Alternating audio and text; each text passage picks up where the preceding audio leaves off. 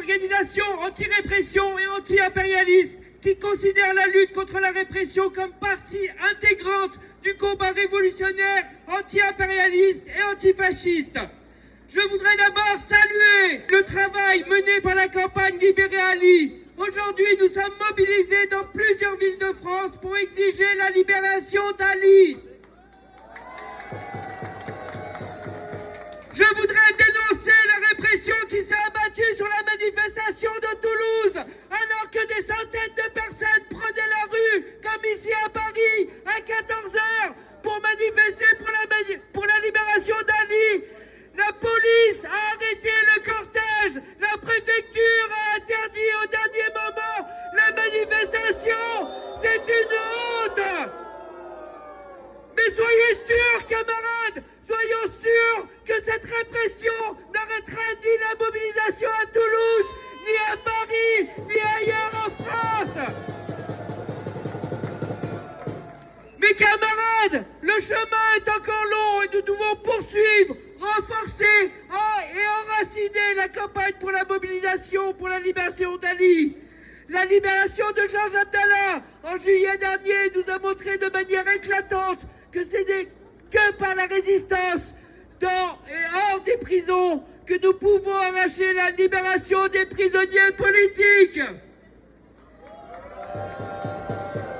Et malheureusement, l'acharnement politico-judiciaire contre Ali n'est pas un cas isolé.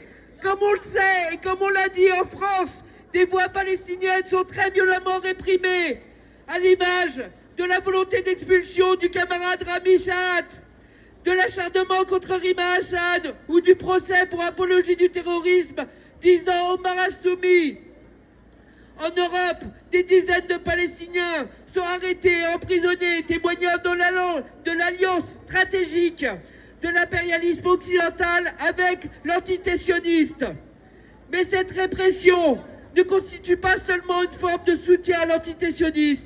Elle vise aussi à criminaliser, entraver et empêcher toute forme d'auto-organisation de la diaspora palestinienne en France, car celle-ci lie la lutte de la libération de la Palestine à la lutte contre l'impérialisme, le colonialisme et le racisme d'État.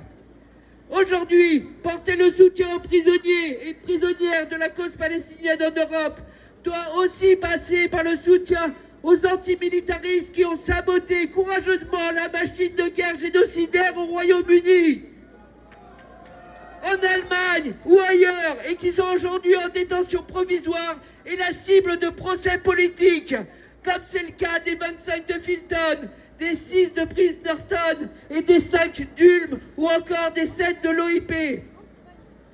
Alors camarades, cette journée doit être un point d'appui pour renforcer nos fronts de résistance et de solidarité contre la répression et son monde. Vive la solidarité internationale! Liberté pour Ali et tous les prisonniers palestiniens! Liberté pour tous les antimilitaristes et tous les anti-impérialistes! Liberté pour la Palestine!